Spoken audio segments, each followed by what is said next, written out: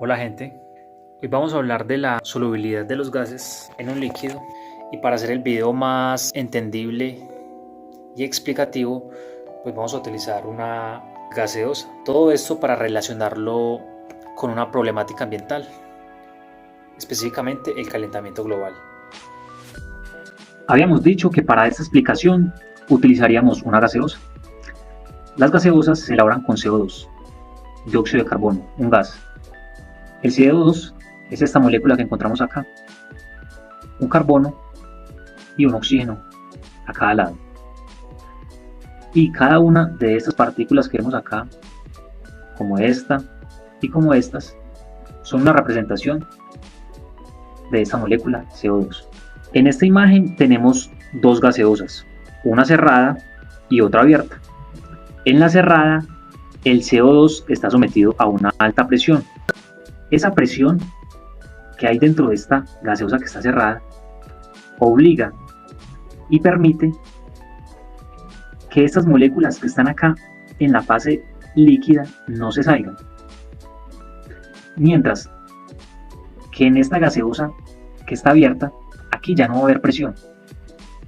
Como no hay presión, entonces estas moléculas de gas CO2 pues van a salir fácilmente, así como están acá. Por ende, aquí como hay mayor presión y como ustedes pueden ver, aquí hay mayor número de moléculas.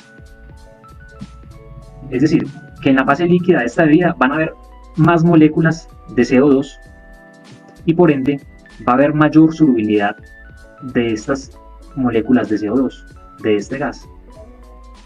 Mientras que aquí, como ustedes pueden ver, hay menor solubilidad de moléculas de este gas CO2. Hasta aquí hemos analizado solamente la variable presión. Ahora vamos a ver qué le sucede a un gas que está dentro de un líquido cuando se le aumenta la temperatura. Habíamos hablado de qué le ocurriría a un gas que está dentro de un líquido si se le aumentara la temperatura. Y para ello vamos a seguir con la gaseosa.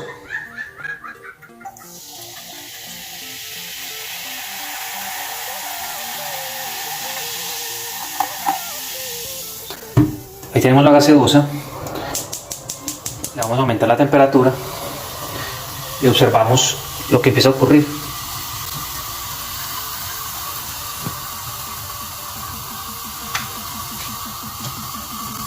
Se puede observar un burbujeo más brusco.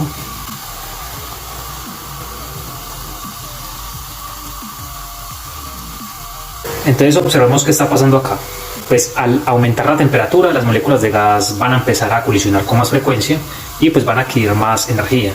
Y por ende, las moléculas de gas de CO2 que se pueden observar con ese burbujeo van a salir con más facilidad de la fase líquida de la bebida. Entonces lo que ocurre con la gaseosa, al aumentarle la temperatura, también ocurre con el agua. No tan brusco como la gaseosa, pero sí va a ocurrir a una escala menor.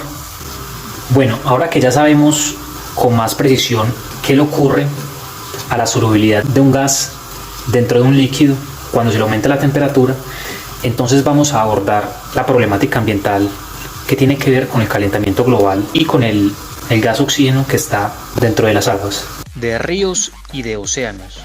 Bueno, ya sabemos que tenemos oxígeno disuelto dentro del agua.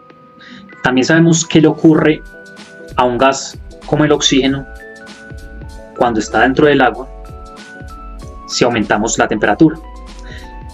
Además, también debemos darle esa importancia y reconocer ese papel tan importante que juega el oxígeno dentro del agua, ya que es indispensable y esencial para el desarrollo y crecimiento de la vida acuática. De hecho, si tenemos un acuario en nuestras casas, pues se le debe suministrar oxígeno, ¿sí? Además, uno de los parámetros para medir la calidad del agua en un ecosistema acuático es que haya una buena cantidad de oxígeno disuelto en esa agua.